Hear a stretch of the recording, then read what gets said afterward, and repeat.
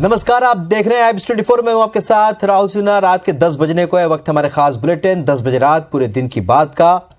गुजरात की सूरत कोर्ट से सजा सुनाए जाने के अगले ही दिन राहुल गांधी की संसद सदस्यता रद्द कर दी गई और लोकसभा सचिवालय ने इस बारे में पत्र जारी किया। मोदी सरनेम को लेकर मानहानि केस में कोर्ट ने गुरुवार को 2 साल की सजा सुनाई थी। राहुल ने 2019 में कर्नाटक की सभा में मोदी सरनेम को लेकर आपत्तिजनक बयान दिया था। सुप्रीम कोर्ट ने 2013 में फैसला दिया था कि अगर किसी जनप्रतिनिधि जैसे विधायक या फिर सांसद को 2 साल या उससे ज्यादा की सजा मिलती है तो उसकी सदस्यता रद्द कर दी जाएगी। तो सुप्रीम कोर्ट ने कहा था कि अगर सजा के खिलाफ प्रतिनिधि ऊपरी अदालत में अपील करता है तो यह नियम लागू नहीं होगा। राहुल केलर के केरल के वायनाड से लोकसभा के सदस्य थे। सदस्यता जाने के बाद राहुल ने ट्वीट कर लिखा, मैं भारत की आवाज के लिए लड़ रहा हूं, हर कीमत चुकाने को तैयार हूं। तो ये ट्वीट आप देख रहे हैं राहुल गांधी का, जिसमें उन्होंने कहा कि मैं भारत की आवाज के लिए लड़ने के लिए तैयार हूं, हर स्तर पर यह लड़ाई जारी रहेगी।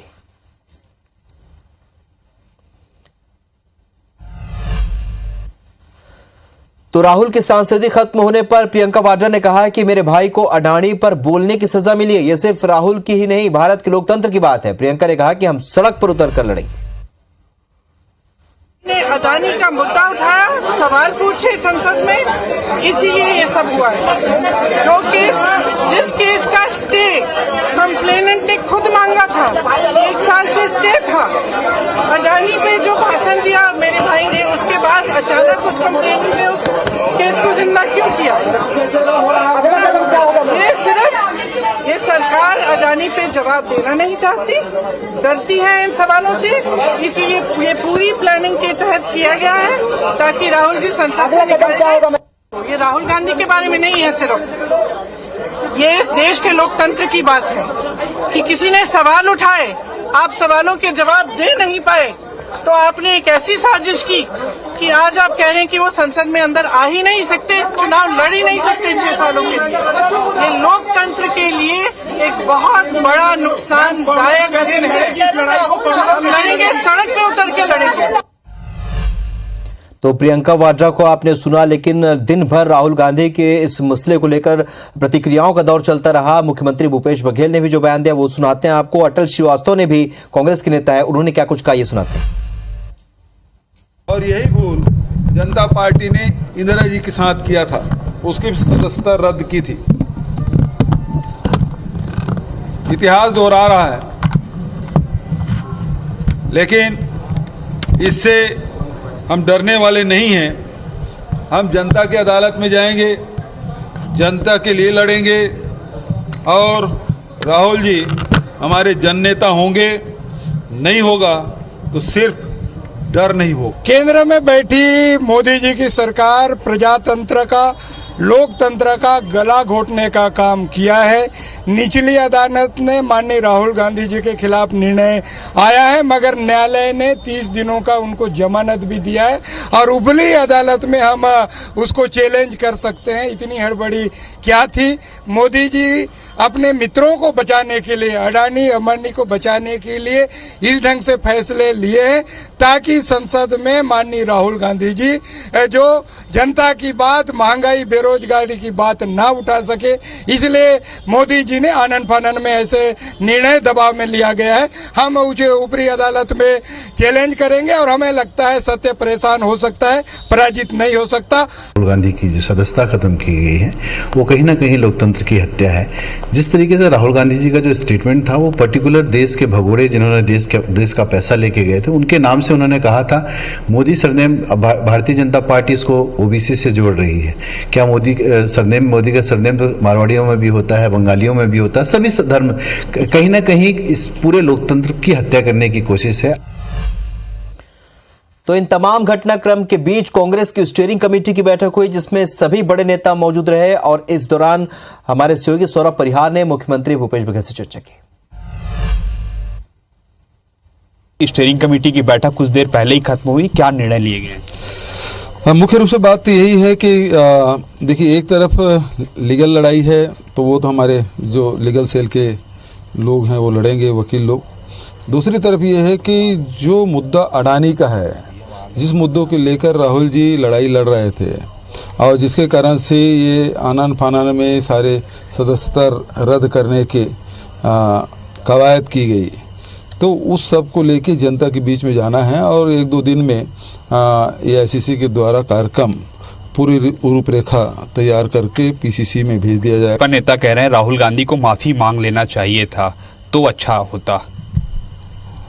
भारतीय जनता पार्टी तानाशाही पार्टी है जो विपक्ष के आवाज़ को दबाना चाहती है और राहुल गांधी जी कहते हैं डरो मत, जो संदेश दिए हैं पूरे देश को कि डरो मत, और उसी राहुल गांधी जी को डराना चाहते हैं। ठीक है, ये थे हमारे साथ मुख्यमंत्री भूपेश बघेल जी, जिन्होंने बताया कि किस तरीके से राहुल गांधी अब जनता के बीच जाएंगे और लड़ाई लड़ेंगे। और अब देखना होगा कि किस तरीके से कांग्रेस पार्टी की बैठक हुई है, उस बैठक में महत्वपूर्ण निर्णय लिए गए हैं और आने वाले दिनों पर कांग्रेस जो है सड़क पर कैसे दिखाई पड़ती है और केंद्र सरकार को कैसे घेरती है। कैमरामैन लखन शर्मा के साथ सौरभ सिंह परिहार, IBC 24 रायपुर।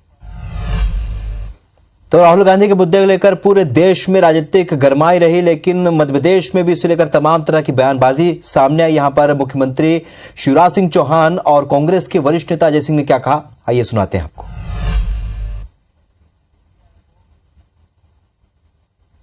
हर किसी को चोर कह दो, इतने बड़े नेता अपने आप को मानते, कोई शोभा देता है क्या? ये सजा जो उन्होंने कहा है और पूरा देश मानता है कि ये जो अहंकार है ना गांधी परिवार के अंदर कि हम तो सर्वश्रेष्ठ हैं, हम किसी को भी कुछ बोल सकते हैं, राजाओं जैसा व्यवहार कर रहे हैं आज। भारतीय जनता पार्टी सरकार तानाशाही पूर्व रवैया अपना रही है, विपक्षी दलों के नेताओं को कुचलने की कोशिश कर रही है, जबकि स्पष्ट तौर पे कानूनी प्रावधान है। सुप्रीम कोर्ट से अगर सजा पर रोक लगती है तो सदस्यता समाप्त नहीं होना चाहिए, लेकिन सरकार द्वारा अपील तक का मौका नहीं दिया गया। देश की जनता देख रही है, इस तानाशाही पूर्ण रवैये के खिलाफ कांग्रेस के कार्यकर्ता सड़कों पर उतरेंगे और जनता के बीच में भारतीय जनता पार्टी की कलई खोलेंगे। तो बयानबाजियों का दौर लगातार जारी रहा, प्रतिक्रियाएं मिलती रही। राहुल गांधी की संसदीय खत्म होने के बाद बीजेपी ने कांग्रेस पर निशाना साधा है। पूर्व मुख्यमंत्री रमन सिंह ने भी राहुल गांधी को अहंकार से भरा बताया है। दोषी सांसदों को लोकसभा में तत्काल डिस्क्वालिफिकेशन के लिए तत्कालिक प्रधानमंत्री माननीय मनमोहन सिंह जी ने जनप्रतिनिधि अधिनियम representation of people act bill लेके आए थे। ये बिल एक सुरक्षा कवच की तरह रहता, मगर 27 जुलाई 2013 का वो काला दिन भी याद होगा जब राहुल गांधी ने देश के प्रधानमंत्री का अपमान करते हुए बीच प्रेस कॉन्फ्रेंस में अध्यादेश की प्रति फाड़ दी थी। आज 10 साल बाद वही गलती राहुल गांधी के मार्ग में बाधक बनी हुई है। सूरत के न्यायालय ने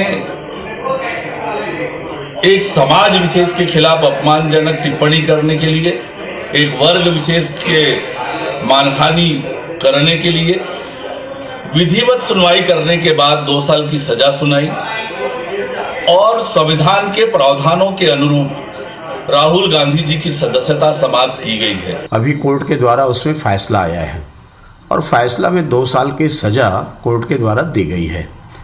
देने के बाद में लोकसभा सचिवालय के द्वारा जो उनकी सदस्यता है उस सदस्यता को समाप्त की गई है। हम सबको मालूम है कि इस देश में हम कोर्ट के जो निर्णय है उसका पालन करते हैं और कोर्ट के द्वारा पूरे छानबीन के बाद में जो निर्णय आए हैं उस निर्णय को स्वीकार करना चाहिए। राहुल गांधी जी को सजा न्यायालय ने दी है, सदस्यता खत्म लोकसभा ने की है, तो उसके लिए उनको लड़ाई लड़ना है तो न्यायालय की लड़ाई लड़ें, लोकसभा की लड़ाई लड़ें। और लगातार पूरे देश में और रायपुर में जिस प्रकार का कांग्रेस के लोगों ने नंगा नाच किया है। भारत एक कानून संविधान सम्मत देश है, संविधान पे चलने वाला देश है। भारत का संविधान है, लैंड ऑफ लॉ यहाँ पे लागू है और यहाँ छोटे बड़े सब एक समान कानून की नज़र में है। तो मैं समझता हूँ कि जो कानून के तहत था वो आज उसका परिणति हुआ। राहुल गांधी की सदस्यता समाप्त हुई, वो कोर्ट का रास्ता ले सकते हैं, कहीं जा सकते हैं, लेकिन जिस तरीके से गुंडागर्दी करके इन्होंने भाजपा कार्यालय का परिसर पर जो हमला किया है, उसके विरोध में आज भारतीय जनता युवा मोर्चा कार्यकर्ता है सरकार की सेवा पर ये पूरे रायपुर शहर और छत्तीसगढ़ में नंगाई कर रहे हैं। इसका विरोध करने के लिए युवा मोर्चा का कार्यकर्ता यहाँ पर आया है। तो प्रतिक्रियाएं तो आपने सुनी। लोकसभा का नोटिफिकेशन जारी होते ही राहुल गांधी की संसद सदस्यता खत्म हो गया, जिसके बाद प्रदर्शन का दौर शुरू हुआ और ऐसे ही तस्वीरें देश भर में देखने के लिए मध्य प्रदेश और छत्तीसगढ़ में भी अलग अलग तस्वीरें सामने आई। ये 4 तस्वीरें इस वक्त आप देख रहे हैं, भोपाल, जबलपुर, ग्वालियर की तस्वीर है ये और इंदौर की। ये 4 तस्वीर आप देख रहे हैं। जमकर प्रदर्शन हुआ है। तो वहीं छत्तीसगढ़ की भी 4 तस्वीर देखिए आप। छत्तीसगढ़ में भी राजधानी रायपुर समेत कई जगहों पर जोरदार प्रदर्शन हुआ। कांग्रेस और बीजेपी के नेता रायपुर में भिड़ गए, आपस में आमने सामने आ गए और पुलिस को खासी मशक्कत करनी पड़ी। वहीं अलग अलग हिस्सों में भी जोरदार प्रदर्शन हुआ। तो राहुल गांधी की संसद से सदस्यता खत्म होने पर पूरे छत्तीसगढ़ में कांग्रेस ने प्रदर्शन किया। कोरबा में भाजपा कार्यालय पर कांग्रेस ने धावा बोल दिया और तोड़फोड़ करने लगे। बीच बचाव में आई पुलिसकर्मियों के साथ भी झड़प हुई। पहले तो कांग्रेसियों ने कार्यालय परिसर में टायर जलाकर विरोध प्रदर्शन किया और देखते देखते प्रदर्शन बढ़ गया।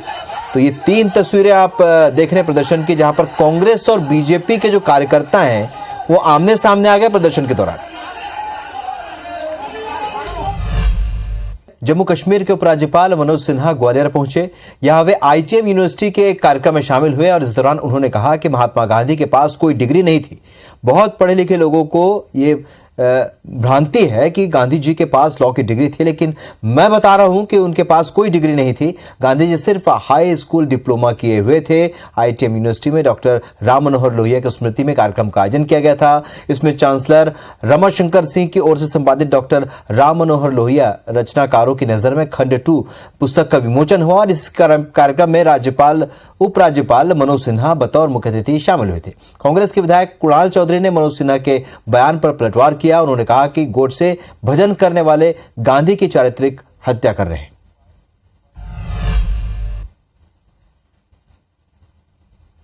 No degree, yes, just look at how educated he was, father of the nation.